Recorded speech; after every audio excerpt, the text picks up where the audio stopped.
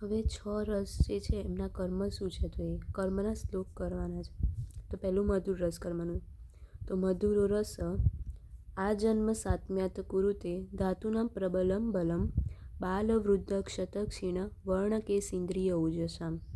હવે આનું શ્લોક પરથી જ મિનિંગ લખવાનું છે કે મધુર રસ શું કરશે, તો કે આ જન્મ સાત્મ્યાત એટલે જન્મથી જ આપણા શરીર માટે સારું હશે. As madhur ras is wholesome to all living being since birth, એટલે જ્યારથી જન્મીશું ત્યાંથી જ આપણા માટે સારું થઈ જશે. પછી શું કીધું, કુરુતે ધાતુનામ પ્રબલમ બલમ, એટલે it helps for the development of all tissue in the body and enhance the life span.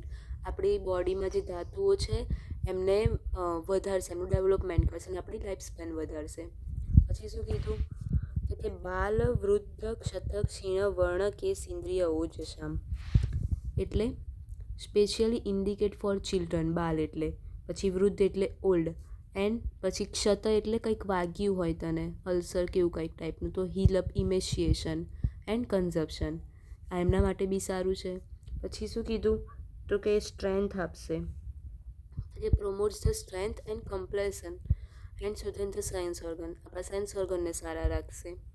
પછી શું કીધું કે કેસ ઇન્દ્રિય ઓજસામ, વર્ણ કેસ ઇન્દ્રિય ઓજસામ એટલે શું કરશે, વર્ણ એટલે હેલ્ધી સ્કિન, કેસ એટલે હેર, અને ઇન્દ્રિય ઓજસામ એટલે એમને આપણા વોઇસને બી સારું કરશે, અને જે ઓજ છે એને સારું રાખશે.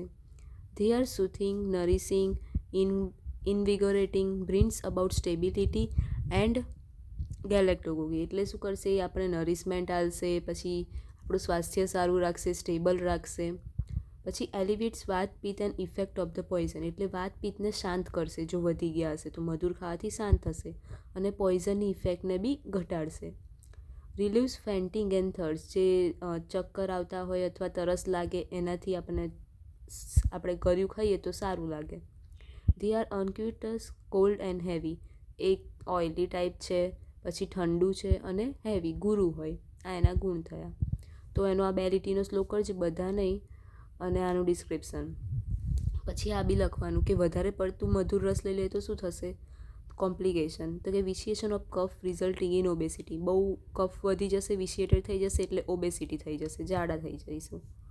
કોઝિસ ઇનડાઇજેશન, ખાવા પચશે નહીં, હેવીનેસ, ભારે ભારે લાગશે, ડાયાબિટીસ થશે, પછી આપણા ગળાનો કોઈ ડિસીઝ થશે, ટ્યુમર, ગાંઠ થશે તો લિમ્ફેનાઇટિસ એટસેટ્રા.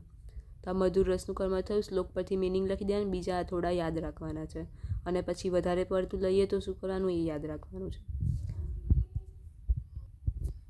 પછી બીજો છે અમ્લરસ.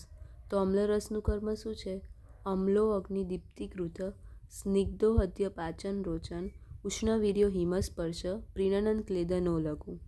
આ એક લીટી એની કરવાની છે, આખો શ્લોક એના પરથી જ મિનિંગ લખાશે. તો શું કીધું, અમ્લો અગ્નિદીપ્તિકૃત એટલે શું, amlaras drug stimulate the power of digestion, અમ્લરસ રહેવાથી આપણી ડાયજેશન પાવર વધશે. પછી સ્નિગ્ધ છે, તો ધે આર હેવિંગ સ્નિગ્ધ ગુણ. પછી હદ્ય એટલે હાર્ટ માટે સારું છે, તો કે એક્સેપ્શનલ ફોર હાર્ટ, એટલે હાર્ટ માટે આમ એટલું સારું ના કહેવાય, એક્સેપ્શન કીધું છે, એના સિવાય એનું છે. પછી પાચન રોચન એટલે add to deliciousness of food, ફૂડને ડિલિશિયસ બનાવશે, અને ઇન્ક્રીઝ ધ ડાયજેસ્ટિવ પાવર, આપણું ડાયજેસ્ટિવ પાવર વધારશે. બીજું શું કીધું કે ઉષ્ણવીર્ય હિમસ્પર્શ પ્રીણનન ક્લેદનને લઘુ, એનું શું થયું, ગુણ થયું, એટલે લખ્યું હેવિંગ લઘુ સ્નિગ્ધ એન્ડ વ્યવાયી ગુણ, અને વીર્ય કેવું કીધું, ઉષ્ણવીર્ય, અને સ્પર્શ કેવો કીધો, કોલ્ડ, હિમસ્પર્શ. તો શ્લોક પરથી મિનિંગ આવી ગયો. અને એક આ યાદ રાખવાનું કે એ શું કરશે, કફ, પિત્ત અને રક્ત વધારશે. Causes downward movement of the accumulated vata, જે વાત સંચયો છે એટલે એક જગ્યાએ ભેગો થયો છે અને નીચે મોકલવા માટે સારું રહેશે, અને આ લોકોને આ 3ને વધારશે. હવે આનું વધારે પડતું લઈ લઈએ અમ્લરસ તો શું થાય, તો it produce the looseness of the body, આપણી બોડીને લૂઝનેસ પ્રોડ્યુસ કરશે. એન્ડ ઓલ્સો કોઝિસ બ્લાઇન્ડનેસ, પછી ગિરીનેસ, ચક્કર આવવા, ઇચિંગ એટલે આમ ખુજલી આવી, પછી એનેમિયા, હર્પીસ, પછી ઈડીમાં, સોજો આવો, હર્પીસ એટલે સ્કિન ડિસીઝ, બોઇલ્સ, થર્સ્ટ, તરસ લાગવી, અને તાવ, એ એના કોમ્પ્લિકેશન છે. તો આ થયો અમ્લરસ, એની આ 2 લીટી યાદ રાખીને એના પરથી અને બીજું વધારાનું ડિસ્ક્રિપ્શન યાદ રાખવાનું છે. હવે લવણ રસ. લવણ રસમાં લવણ રસમાં શું છે તો કે લવણ સ્તંભ સંઘાત બંધ વિદ્માપનો અગ્નિકૃત સ્નેહનન સ્વેદનન તીક્ષ્ણો રોચન છેદ ભેદકૃત. તો શ્લોક પરથી જ કે લવણ સ્તંભ તો શું કીધું, રિમૂવ્સ the stiffness in the body parts. એટલે આપણામાં જે સ્તંભ સંઘાત એટલે જે ચોટેલું પદાર્થ કોઈ બી ખાવાની વસ્તુ હોય કે કંઈ બી સ્ટીફ થઈ ગયું હોય તો એને રિમૂવ કરે છે. પછી બંધ તો relieves the obstruction of the internal ચેનલમાં ઓબ્સ્ટ્રક્શન થઈ ગયા હોય તો એનાથી આપણને રિલીફ મળે છે. પછી વિદ્માપન એટલે increase the perception of the taste, આપણા ટેસ્ટનું પરસેપ્શન વધારે છે.